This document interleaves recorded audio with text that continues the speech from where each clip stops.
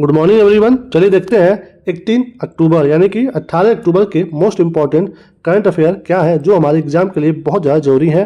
तो सबसे पहले हम देखेंगे वीडियो में कोटेशन जो हम डेली देखते हैं, ये हमें एक अच्छा इंसान बनने में मदद करता है। तो आज का कोटेशन है, शांत मन में लिया गया हर निर्णय आपको सही परिणाम देता है।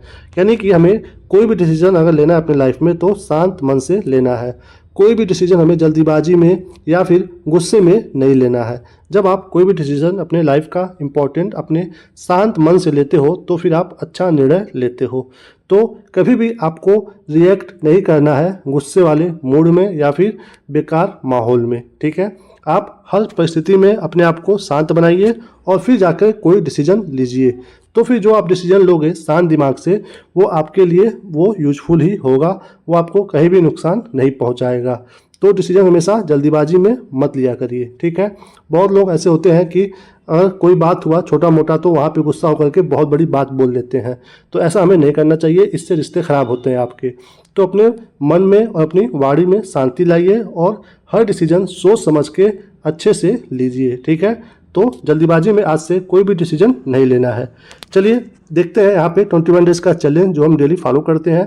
तो यहाँ पे आपको टास्क फॉलो करना होता है मिनिमम 21 डेज तक। आपको करना क्या होता है कि समय पर सोने और उठने का टाइम टेबल बनाना होता है, उठते ही पानी पीना होता है और डेली 15 से 30 मिनट आपको एक्सरसाइज करना होता है और अपने पूरे दिन की योजना बनानी होती है, एक पेज पे लिखना होता है और वीडियो को लाइक करना होता है। ये जो 5 टास्क है आप कंप्लीट करोगे और खुद को ईमानदारी से आपको खुद को नंबर देना है और वो नंबर आपको कमेंट करके बताना है वीडियो में। इससे आपको ये फ़ायदा होगा कि आप एक रूटीन में आ जाओगे, क्योंकि इस रूटीन को फॉलो करने में सिर्फ 1% ही सफल हो रहे हैं। क्योंकि तैयारी सब लोग कर रहे हैं बट किसी का भी रूटीन नहीं है। आज 2 घंटे पढ़ रहे हैं, अगले दिन 10 घंटे पढ़ रहे हैं, फिर उसके बाद पढ़ ही नहीं रहे हैं बिल्कुल भी। तो ऐसे पढ़ाई नहीं होती है, ऐसे तैयारी नहीं होती है। आपको डेली पढ़ना चाहिए, डेली। हाँ, इतना चल सकता है कि जिस दिन आप 10 घंटे पढ़ लिए उसके अगले दिन आप 6 घंटे पढ़ रहे हो, तो ये चीज़ समझ में आता है। बट ऐसा नहीं कि यहाँ पे 10 घंटे और यहाँ पे जा कर के 1 घंटे हो जा रहा है, बिल्कुल 0 हो जा रहा है, फिर अगले दिन 8 घंटे हो रहा है, तो उसका कोई मतलब नहीं है। तो यानी कि इसका मतलब यही है कि आपको अपनी तैयारी में कंसिस्टेंसी मेंटेन करके रखना है। आपको रेगुलर कुछ ना कुछ पढ़ना है, बिल्कुल 4 से 5 घंटे आपको पढ़ाई होनी ही चाहिए डेली, ठीक है। चलिए देखते हैं आज का मोस्ट इंपॉर्टेंट करंट अफेयर क्या है दोस्तों। तो आज का सबसे पहला प्रश्न है कि 75वीं इंटरनेशनल एस्ट्रोनॉटिकल कांग्रेस का आयोजन कहाँ किया गया है। किसकी बात हो रही है? 75वीं नंबर की इंटरनेशनल एस्ट्रोनॉटिकल कांग्रेस का आयोजन कहाँ किया गया, ये आपको बताना है। तो सामने आपके ऑप्शन दोस्तों, कहाँ पर हुआ है? ये हुआ है बी, इटली में। इटली में हुआ है ये आयोजन।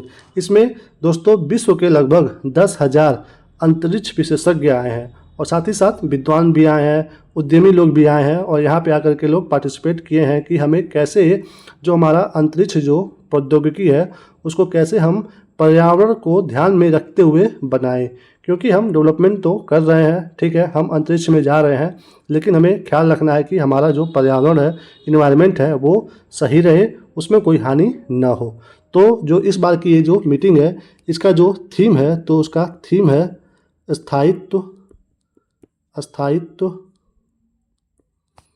के लिए उत्तरदायित्व। दोस्तों थीम भी कई बार एग्जाम में पूछ देता है, तो ध्यान देना है कि स्थायित्व के लिए उत्तरदायित्व अंतरिक्ष, ये है इस बार का थीम इस मीटिंग का। तो कहाँ पे हो रहा है ये? इटली में हो रहा है। इटली में दोस्तों, इटली के इस समय प्रेजेंट टाइम में राष्ट्रपति कौन है? क्योंकि इटली बार बार न्यूज़ में रह रहा है तो हमें ये चीज़ पता होना चाहिए, क्योंकि जो देश जो कंट्री न्यूज़ में होता है उससे रिलेटेड हमारे एग्जाम में प्रश्न बनते हैं। तो यहाँ के राष्ट्रपति इस समय है सर्गियो मटरेला, ये है यहाँ के राष्ट्रपति, ठीक है दोस्तों। ये जो इटली है, इटली को क्या कहते हैं? हमारे एग्जाम में पूछता है कि कौन से देश को यूरोप का भारत कहते हैं। तो यूरोप का भारत कौन सा देश कहलाता है? तो इटली ही कहलाता है। क्यों कहलाता है? 2-3 वजह है। एक वजह यह है कि ये जैसे भारत अपना कृषि प्रधान देश है, वैसे ही इटली भी कृषि प्रधान देश है, पहली बात। और दूसरा, जैसे हमारे भारत में यहाँ पे हिमालय है यहाँ पे, वैसे ही जो इटली है, जब आप इटली का लोकेशन देखोगे तो ये ऐसे यहाँ पे भूमध्य सागर में है और यहाँ पे इसके आल्प्स पर्वत है। कौन सा पर्वत है? यहाँ पे है आल्प्स पर्वत। जैसे हमारे वहाँ यहाँ पे हिमालय है, वैसे ही यहाँ पे आल्प्स पर्वत है। तो ये दूसरा वजह हो गया। और तीसरा, आप देख रहे हो ना, यहाँ से ये जो भारत है ये 3 साइड से समुद्रों से घिरा हुआ है। तो सेम टू सेम वैसे ही इटली भी 3 साइड से घिरा हुआ है समुद्रों से। तो ये 2-3 वजह से इटली को कहते हैं यूरोप का भारत। ये भी हमारे एग्जाम में प्रश्न आता है। ठीक है, चलिए चलते हैं अगले प्रश्न पे। अगला क्या है दोस्तों? हाल ही में किसे भारतीय साइबर अपराध समन्वय केंद्र का राष्ट्रीय ब्रांड एम्बेसडर किसे नामित किया गया है? किसकी बात हो रही है? भारतीय साइबर अपराध के लिए। ठीक है, तो बताना है कि ब्रांड एम्बेसडर किसे बनाया गया है। तो सामने आपके ऑप्शन है दोस्तों, किसको बनाया गया है? तो यहाँ पे बनाया गया है रश्मिका मंदाना को। किसको बनाया गया है? रश्मिका मंदाना को। दोस्तों अभी कुछ दिन पहले ही आप देखे होंगे कि इनका एक डीप फेक वीडियो पब्लिश हुआ था, जिसमें ये नहीं थी, लेकिन इनका फोटो फिगर एआई के द्वारा बना करके पब्लिश किया गया था। तो इससे इनको बहुत ही दिक्कत हुई थी, थोड़ा सा ये परेशानी झेली थी उसको लेकर के। तो फिर ये भारत सरकार से इस चीज़ को लेकर के बात की और यहाँ पे ये मिशन चला कि हमें कैसे ये जो साइबर अपराध है, साइबर अपराध मतलब कि किसी के भी पिक्चर के साथ या फिर किसी के भी फ़ोटो के या फिर वीडियो के साथ छेड़छाड़ करना, उसमें कुछ ऐड कर देना, वल्गर चीज़ें, तो ये सब होता है साइबर अपराध। और जैसे कि किसी के खाते से पैसा निकाल लेना, खाते से चोरी हो जाना, ये सब आता है साइबर अपराध में। तो जो ये डीप फेक है, किसी के वीडियो में किसी का और फोटो लगा देना, ये बहुत बड़ा अपराध है। तो इसके लिए ये बनाई गई है ब्रांड एम्बेसडर। अब ये लोगों को अवेयर करेंगी कि आपको कैसे अपनी प्राइवेसी मेंटेन करना है। तो किसे बनाया गया है? रश्मिका मंदाना जी को। ये दोस्तों पता ही होगा कि ये साउथ की हीरोइन है। कहाँ की है? साउथ इंडिया की, रश्मिका मंदाना जी। ठीक है, चलिए चलते हैं अगले प्रश्न पे। अगला क्या है दोस्तों? हरियाणा के नए मुख्यमंत्री के रूप में किसने शपथ ली है? कहाँ की बात हो रही है? हरियाणा की। तो किसे बनाया गया है नए मुख्यमंत्री वहाँ के, ये आपको बताना है। तो सामने यहाँ पे ऑप्शन दोस्तों, किसे बनाया गया है? तो ये बने हैं नायब सिंह सैनी जी। कौन बने हैं? नायब सिंह सैनी जी बने हैं। ये इनका दूसरा कार्यकाल है। कहाँ के? हरियाणा के सीएम के रूप में। तो नायब सिंह सैनी आपके एग्जाम में अगर ये पूछे कि हरियाणा के कौन बने हैं, तो ये, और यदि नाम देकर के पूछ दे कि ये कहाँ के सीएम बने हैं, तो हरियाणा के। ठीक है, चलिए चलते हैं अगले प्रश्न पे। अगला क्या है दोस्तों? रक्षा मंत्री राजनाथ सिंह ने किस राज्य में भारतीय नौसेना के VLF रडार स्टेशन की नींव रखी है? तो किसकी बात हो रही है? नौसेना के VLF रडार स्टेशन की, जिसका उद्घाटन किसके द्वारा किया गया है? हमारे रक्षा मंत्री राजनाथ सिंह के द्वारा। तो बताना है कि इसका नींव जो है वो कहाँ पे रखा गया है। तो सामने आपके ऑप्शन है दोस्तों, कहाँ पे? सी, तेलंगाना में। कहाँ पे? तेलंगाना में। हो सकता है कि आपके एग्जाम में क्वेश्चन आए तो आप कुछ गलत ही टिक कर जाओ अगर आपको पता ना हो। क्यों? क्योंकि बात हो रहा है यहाँ पे नौसेना का, और नौसेना यानी कि कोई भी ऐसा राज्य जो यहाँ पे समुद्र से टच हुआ हो। बट ये जो तेलंगाना है ये बीचों बीच में पड़ता है, तो इसकी कोई भी सीमा जो है टच नहीं होती है समुद्र से। तो ऐसे क्वेश्चन आपके एग्जाम में आपको कंफ्यूज कर सकते हैं अगर आपको पता नहीं है तो। ठीक है, ये जो रडार स्टेशन है इसका काम क्या होता है कि जो भी हमारी नौसेना होती है अगर वो कहीं लंबी दूरी पे जाती है तो उससे हमारी कनेक्टिविटी हो पाती है, उससे हमारी संचार बातचीत हो पाती है।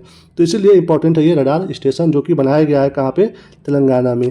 दोस्तों ये जो बनाया गया है स्टेशन, ये दूसरे नंबर का स्टेशन है। ओके, जो बनाया गया है तेलंगाना में, यानी कि इससे पहले भी कोई बना था, वो बना था कहाँ पे? वो बना था तमिलनाडु में। कहाँ पे? तमिलनाडु में इससे पहले बना था, और अब बना है तेलंगाना में रडार स्टेशन। दोस्तों यहाँ पे नौसेना की बात हो रही है, रडार की बात हो रही है, तो आपको ये भी जानना जरूरी है कि जो भारत का ये जो समुद्री तटीय एरिया है इसका नाम क्या क्या है। तो जो हमारा यहाँ से पश्चिम बंगाल से लेकर के यहाँ उड़ीसा तक का जो तट है उसको बोलते हैं उत्कल तट। क्या बोलते हैं? उत्कल तट। और फिर उड़ीसा से लेकर के यहाँ पे जो ये आंध्र प्रदेश है वहाँ तक का जो तट है उसे बोलते हैं उत्तरी सरकार, उत्तरी सरकार तट। ठीक है, और उसके बाद यहाँ से लेकर के यहाँ तमिलनाडु तक का जो तट है उसे बोलते हैं कोरोमंडल तट। क्या बोलते हैं? कोरोमंडल तट। और जब आप इधर आते हो, ये दोस्तों यहाँ से यहाँ तक जो है ये इसको बोलते हैं पूर्वी घाट। और ये जो यहाँ से यहाँ तक का पश्चिमी घाट है, यहाँ पे जो यहाँ से शुरू होता है केरल से और जाता है यहाँ पे कर्नाटक तक, उसको जो बोलते हैं उसको बोलते हैं मालाबार तट। ये मालाबार तट है। उसके बाद यहाँ से लेकर के यहाँ तक का जो तट है उसको बोलते हैं कोंकण तट, और जो गुजरात के पास जो तट है उसे बोलते हैं काठियावाड़ का तट। क्या बोलते हैं? काठियावाड़ तट। तो ये तट का नाम भी इम्पोर्टेंट है, आपके एग्जाम में ये भी कुछ सब क्वेश्चन आ सकता है। ठीक है, चलिए चलते हैं अगले प्रश्न पे। अगला क्या है दोस्तों? भारतीय तटरक्षक बल के 26वें महानिदेशक का कार्यभार किसने संभाला है? किसकी बात हो रही है? भारतीय तटरक्षक बल की बात हो रही है। तो बताना है कि 26वें नंबर के महानिदेशक किसे बनाया गया है। तो सामने आपके ऑप्शन है दोस्तों, किसको बनाया गया है? तो ये बनाया गया है परमेश शिव मणि को। किसको बनाया गया है? परमेश शिव मणि जी को बनाया गया है भारतीय तटरक्षक बल के 26वें महानिदेशक के रूप में। ओके, तो बात हो रही है यहाँ पे भारतीय तटरक्षक बल की। तो इसका स्थापना कब हुआ था, ये किसके अंडर में आता है, ये भी हमें मोटी मोटा पता होना चाहिए। तो इसकी स्थापना दोस्तों हुई थी 1 फरवरी को और सन 1977 में इसकी स्थापना हुई थी भारतीय तटरक्षक बल की। इसका काम क्या होता है, इसका मोटो क्या होता है कि जो भी समुद्री एरिया है उसकी जो सीमा है उसका सुरक्षा करना है, साथ ही साथ जो तट होते हैं वहाँ पे गश्ती करना है कि सब कुछ वहाँ पे सही तो है कि नहीं है, और साथ ही साथ जो समुद्री एरिया में जो खोज होते हैं या फिर कोई बचाव वाला कार्य होता है तो वो इसी बल के द्वारा किया जाता है। साथ ही साथ ये जो उस एरिया में तस्करी होता है, आपको पता ही होगा कि जो सामान एयरपोर्ट से नहीं आ पाता है वो ऐसे ही समुद्री एरिया से आता है, तो तस्करी का काम ज़्यादा होता है समुद्री तटों वाले एरिया में, तो उसको भी इन्हीं बल के द्वारा कंट्रोल में किया जाता है। ठीक है, और ये किसके अंडर में काम करते हैं? भारतीय तटरक्षक बल। तो ये काम करते हैं रक्षा मंत्रालय के। किसके अंडर में? रक्षा मंत्रालय के। तो इसी के 26वें महानिदेशक किसे बनाया गया है? परमेश शिव मणि जी को। चलिए चलते हैं अगले प्रश्न पे। अगला क्या है दोस्तों?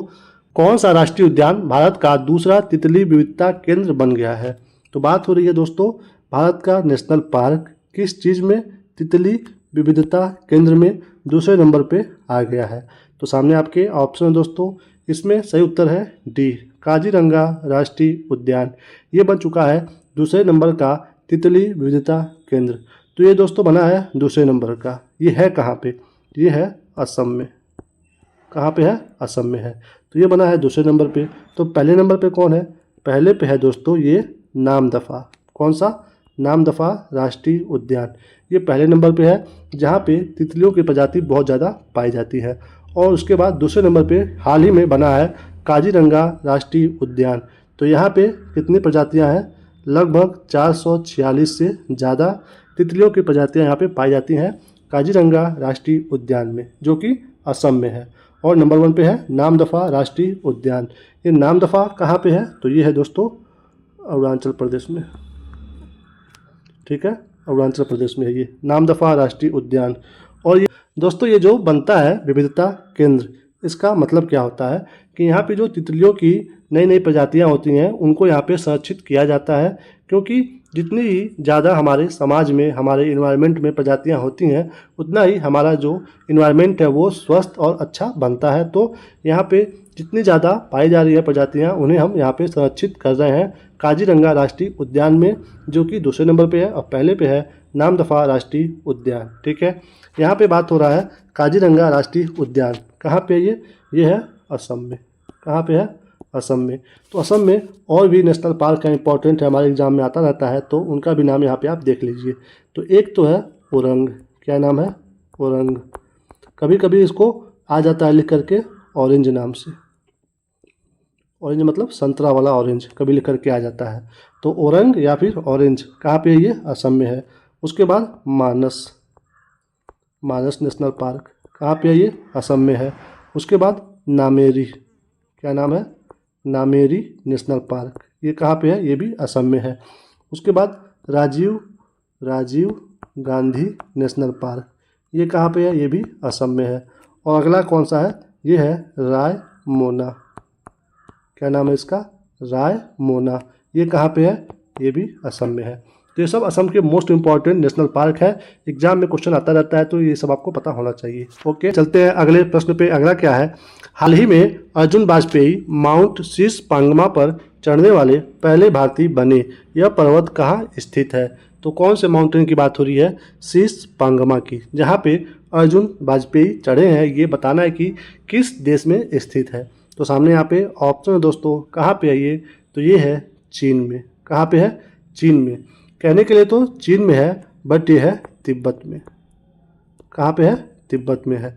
तिब्बत को चीन बोलता है कि ये हमारा ही पार्ट है। तो आपके ऑप्शन में अगर तिब्बत है तो तिब्बत सही, और यदि चीन है तो चीन सही। दोनों ऑप्शन में नहीं रहेगा, ये आपको पता होना चाहिए, ठीक है। क्योंकि तिब्बत को चीन बोलता है कि हमारा पार्ट है ये।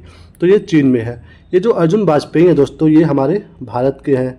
कहाँ के रहने वाले हैं? ये नोएडा के रहने वाले हैं, यानी कि ये यूपी से संबंध रखते हैं।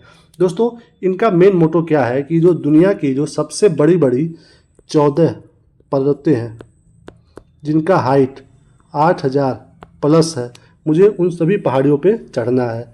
तो उसी के क्रम में ये जो माउंट शीश पांगमा है, इस पे ये हाल ही में चढ़े हैं, जिसकी हाइट कितनी है? तो इसकी हाइट है 8027 मीटर।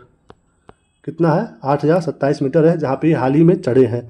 दोस्तों ये प्रेजेंट टाइम में अब ये 30 वर्ष के हो चुके हैं, 30 वर्ष के।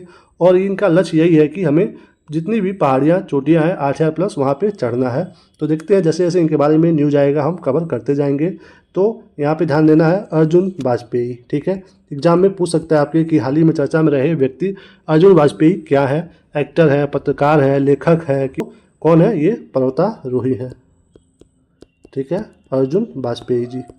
तो कहाँ पे चढ़े हैं ये? चीन के माउंट शीश पांगमा पे। चलिए चलते हैं आगे, देखते हैं यहाँ पे अगला प्रश्न क्या है। हाल ही में किस राज्य सरकार ने राजकीय कौशल विश्वविद्यालय का नाम बदलकर रतन टाटा के नाम पर रखने की घोषणा की है?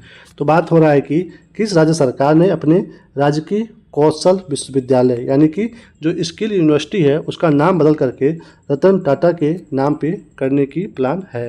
तो सामने आपके ऑप्शन है दोस्तों, तो कौन सा राज्य सरकार है वो? महाराष्ट्र।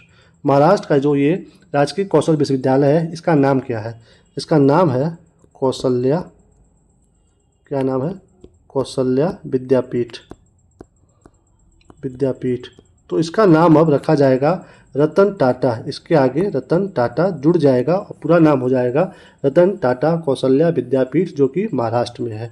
दोस्तों आपको पता ही होगा कि रतन टाटा जी अब हमारे बीच में नहीं रहे। इनका हाल ही में निधन हुआ है। कब हुआ है? 9 अक्टूबर को हुआ है। उस समय ये 86 यानी कि 86 वर्ष के थे। तो अब ये हमारे बीच में नहीं रहे हैं। दोस्तों इनकी लाइफ से हमें बहुत कुछ सीखना चाहिए। क्या सीखना चाहिए? कि हमें अपने लाइफ में पैसा कमाना चाहिए, लेकिन उसी के साथ साथ हमें अपना इस जीवन में नाम भी कमाना चाहिए। क्योंकि आपके जाने के बाद आपके पैसे की जितनी वैल्यू होती है उससे कहीं ज़्यादा आपकी नाम की वैल्यू होती है, कि लोग याद करते हैं कि हाँ इस नाम का व्यक्ति था। तो इसलिए आपको अपनी वाणी, अपना बिहेवियर और अपनी थिंकिंग ऐसी रखनी है कि सोसाइटी आपको हमेशा याद रखे। तो अपने पर्सनालिटी में ये चीज़ आप लाइए और उस चीज़ को डेवलप करिए अपने अंदर, ठीक है। चलिए चलते हैं अगले प्रश्न पे। अगला क्या है दोस्तों? अगला है यहाँ पे, भारत की पहली हवाई अड्डा आधारित स्व संचालित इंडोर वायु गुणवत्ता निगरानी सुविधा कहाँ शुरू की गई है? तो बात हो रही है स्वचालित इंडोर वायु गुणवत्ता निगरानी सुविधा।